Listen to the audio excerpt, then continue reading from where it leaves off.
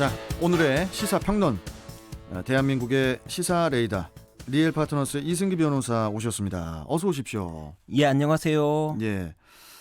자, 오늘은 뭐 안 피곤하시죠? 예, 괜찮습니다. 아, 괜찮습니다. 아주 좋습니다. 예, 예. 예. 자, 그럼 바로 첫 번째 이슈 들어가 볼까요? 예, 첫 번째 이슈는 조희연 특혜 채용 논란 삼선 도전 빨간불입니다. 자, 조희연 서울시 교육감이 그 전교조가 요구한 해직교사 5명에 대한 특별 채용을 부당하게 지시했다는 그 감사원의 감사 결과가 나온 후에 논란이 확산되고 있는데요. 자, 먼저 이 감사 결과가 어떻게 나온 겁니까? 예, 일단 조 교육감이 이 두 번째 임기가 시작된 직후인 2018년 7월부터 8월 사이에 이 해직교사 5명의 특별 채용을 검토하고 또 추진해라라는 지시를 내렸다는 건데요. 네. 이 당시 담당자와 또 담당 국장, 과장들이 그 특채의 부당성과 또 특혜 논란 우려를 들어 이를 반대했다고 합니다.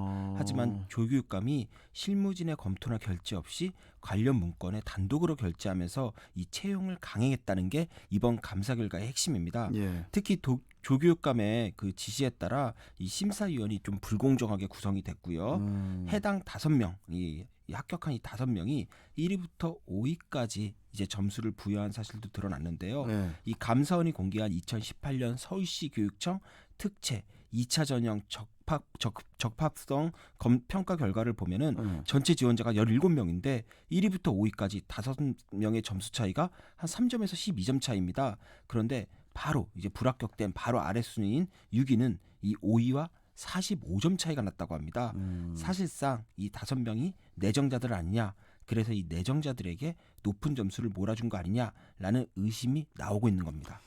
일단 뭐 조 교육감도 이제 해명문을 발표를 했는데 특별 채용은 보수 교육감이었던 전임 문용린 교육감 시절에도 이루어졌던 일이다. 이런 또 얘기가 있는데 어떻습니까 지금? 예, 일단 이거 팩트 체크를 해보면 이건 사실이 아닙니다. 아, 그래요? 문용린 전 교육감은 2012년 서울시 교육감 선거에서 이제 보수 단일 후보로 출마에 당선된 인물인데요. 네. 한마디로 조 교육감의 이번 해명은 한마디로 보수 교육감도 똑같았다라는 이런 말을 하는 걸로 보이는데 네. 좀 다릅니다. 일단 문용린 전 교육감이 2013년에 해직교사 2명을 특채로 임용한 사실은 있습니다. 하지만 해당 특채는 문 전 교육감이 아니라 이 진보 성향인 광노현 전 교육감이 이제는 실제로 진행을 한 거고요. 한마디로 특채 결정은 각종 교육감 시절에 했고 그 사이에 교육감이 바뀌면서 그 임용만 문 전 교육감 시절에 이루어진 겁니다. 당시 교육부에서는 이 합격자가 내정된 특채 아니냐라면서 이를 취소하라고 지시를 했습니다. 하지만 법원의 결정으로 최종 임용을 할 수밖에 없었다. 라는 거고요. 특히 이번에 문제된 5명의 특채 인원 중 1명은 2018년 6월 이제 교육감 선거에 예비 후보로 출마를 했다가 조 교육감과 이제 단일화를 했습니다. 그리고 단일화 후에는 이 조 교육감의 선거 캠프에서 공동 본부장을 맡아 선거를 도운 인물이었는데요. 조 교육감이 이번 해명문에서 이를 밝히지 않았다는 점에서 이 보온성 특채 내지 대가성 특채를 숨기려는 거 아니냐라는 의심도 함께 받고 있는 겁니다. 자, 그런데 이런 그 특별 채용은 그 교육감의 권한이 아닌가요? 그 조 교육감도 그 여러 차례 그런 입장을 내놓았고 또 유은혜 교육부 장관도 교육감이 특채하는 것 자체에 문제는 없다는 그런 그 입장을 또 밝혔어요. 그리고 국가인권위원회에서도 특별 채용은 교육감의 재량 행위라는 그런 입장을 밝혔는데 이 부분은 어떻습니까? 어떻게 보면은 감사원의 감사 결과와 충돌이 또 되는 것 같은데요. 예, 좀 포인트가 다릅니다. 일단 그래요? 감사원이 문제 삼는 건 이 특채를 했냐 아니냐가 아닙니다.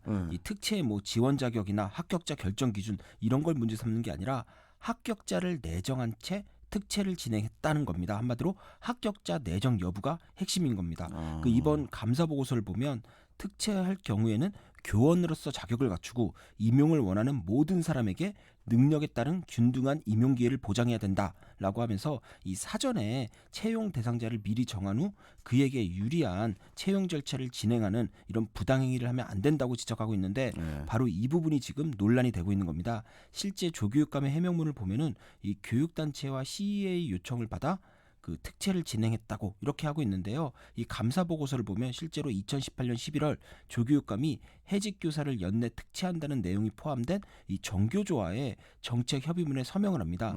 그런데 이 정책 협의를 하기 이전인 2017년부터 정교조 측에서 이미 이 5명을 특정해서 특채를 요구해온 것으로 알려져 있습니다.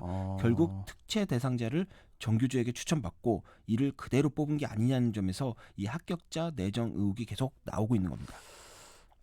만약 사실이라면 이제 좀 문제가 심각해 보이는데 당장 그 조교육감의 거취 문제를 두고 또 시민 사회가 양분화가 된 그런 또 분위기예요. 예, 그 진보 성향 학부모 단체는 뭐 조교육감이 현행법 안에서 교육감의 재량에 따라 적법 절차에 의해 특채를 진행했는데 감사원이 이를 마치 불법인 것처럼 왜곡하고 있다라는 주장이고요. 정교조 역시도 조교육감의 입장을 지지하면서요.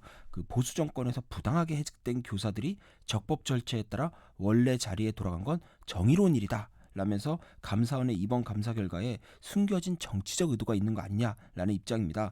그리고 보수 성향 학부모 단체는 이 조교육감의 퇴진을 요구하면서 엄정 수사를 요구하고 있고요. 일단 감사원에서 이번 감사 결과를 토대로 조교육감을 경찰청에 고발했고요. 또 공수처에도 관련 감사 결과를 수사 자료로 일단은 제공을 했습니다. 참조 자료로. 향후 수사기관에서 진실이 밝혀질 것으로 보이는데 가장 핵심은 역시 특별 채용 시 합격자가 내정됐고 내정된 합격자를 뽑기 위해 맞춤형 전형이 진행됐는지 여부라고 할 것입니다. 자, 당장 그 내년 6월 그 지방선거에서 그 재선인 조교육감의 3선 도전 여부가 관심사였는데 이번 그 특혜 의혹이 어떻게든 영향을 또 미칠 것 같은데 어떻게 보십니까? 예, 일단 수사 결과를 지켜봐야겠지만 만약 기소된다면 이 사실상 3선 도전은 이제 어려워질 것으로 보입니다. 아예 진보 교육감 단일화 과정에서 아예 배제가 되는 거고요.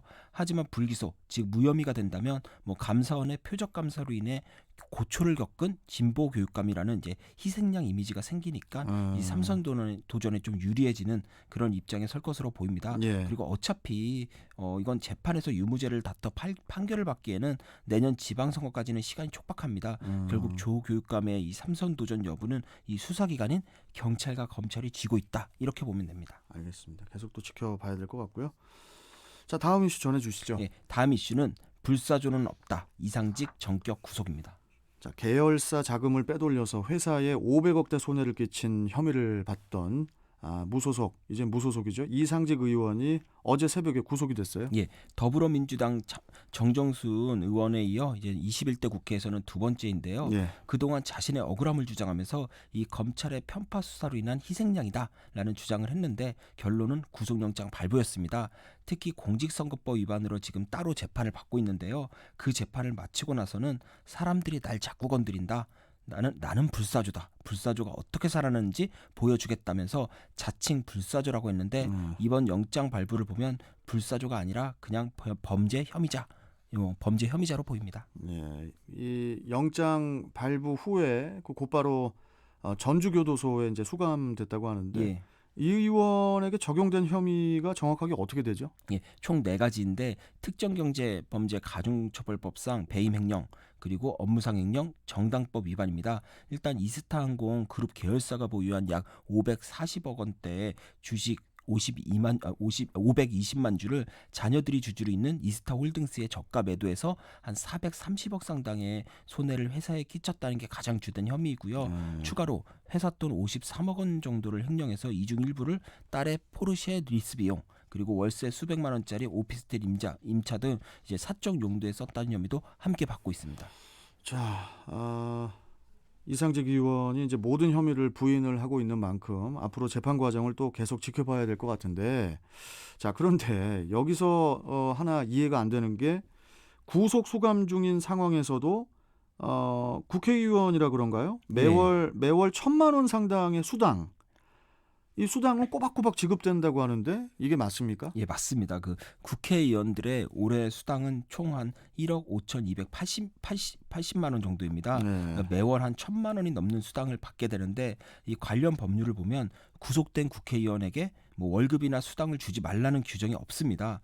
특히 현행 국회의원 수당법을 보면 이 직무상 상해 또는 사망할 경우를 제외하고는 그 지급에 예외가 없습니다. 심지어 입법 활동비라고 해서 말 그대로 입법 활동을 위해 지급되는 돈이 있는데 이 역시도 이 지급 제외 규정이 없다 보니까 그대로 지급이 되는 겁니다. 그 무노동 무임금 원칙이라고 해서 그렇죠.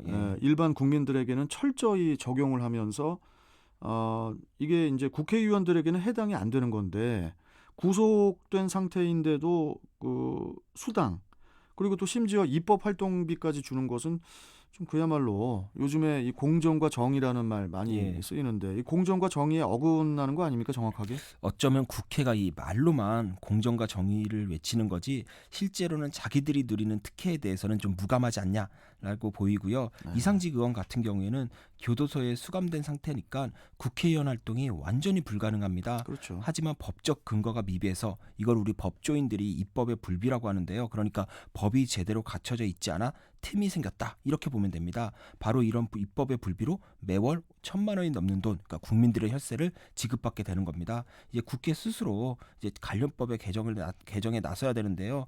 꼭 이럴 때는 다들 조용히 있습니다.